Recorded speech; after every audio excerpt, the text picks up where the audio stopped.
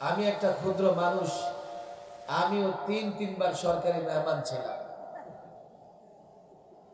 সর্বশেষ 21, 22, 23-এর একটা অংশ ইচ্ছে মতো তারা মেহমানদারি করছে, খুব খাতির যত্ন করছে, 2.5 মাস রিমান্ডে রেখেছে।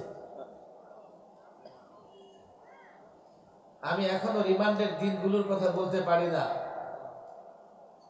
রিমান্ডে এক জোড়া কাপড় পরে থাকতে হয়, ক্যামেরা লাগানো।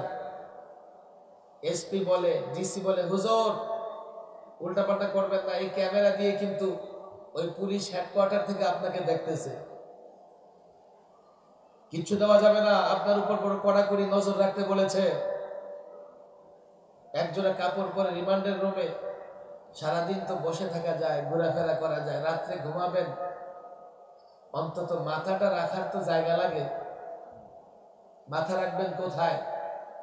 ওই পানির বোতল, 2-2.5 লিটারের পানির বোতল, আমাদের খাবার জন্য যে পানি দেওয়া হতো, এই বোতলটা মাথার নিচে দিয়া কিছুক্ষণ ঘুমানোর চেষ্টা করতাম। মাঝে মাঝে খুব ভালো ঘুম হয়ে যেত, কিন্তু ঘুম থেকে উঠে দেখতাম বোতলের রেখাগুলো মাথার মধ্যে ঢুকে গেছে।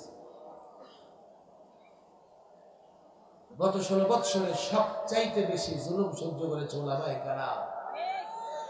আল্লামা মুফতি আমিন রাহিমাহুল্লাহকে গৃহবন্দী করার মাধ্যমে তারা জুলুম শুরু করে।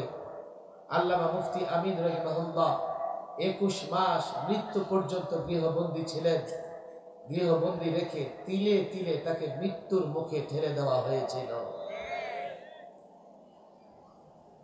কথা অনেক, ব্যথাও অনেক, কিন্তু হাতে সময় কম, যার জন্য ব্যথার জায়গা বিস্তারিত আলোচনা করা যায় না। 16 বৎসরে এতটা ষড়যন্ত্র হয়ে পত্রিকা, ইশতেহার, বিজ্ঞাপন। কি বিজ্ঞাপন? ওই জঙ্গিবাদের আলামত। কি আলামত জঙ্গিবাদের? দেখা হলে যদি বলে আসসালামু আলাইকুম, এরপরে মাশাআল্লাহ, জাযাকুমুল্লাহ, আলহামদুলিল্লাহ, টাকনুর উপরে কি করে? টাকনুর উপরে কাপড় পরে, ধর্মীয় বই পুস্তক ইত্যাদি সাথে রাখে। এগুলো সব জঙ্গিবাদের আলামত। এমন বিজ্ঞাপন পত্রিকায়ও ছাপা হয়েছে।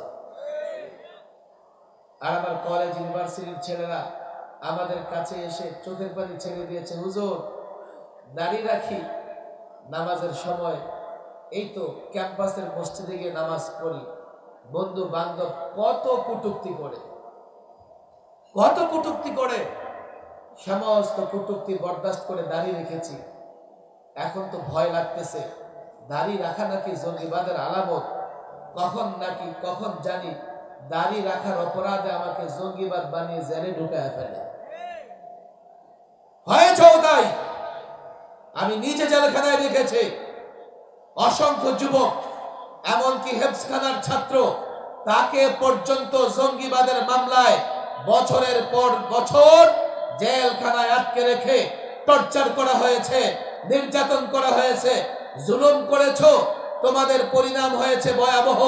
53 বছরে ক্ষমতা ছেড়ে কাউকে পালাতে হয় নাই, আর তোমরা ক্ষমতা ছেড়ে এক মুহূর্ত দেশে থাকতে পারো না।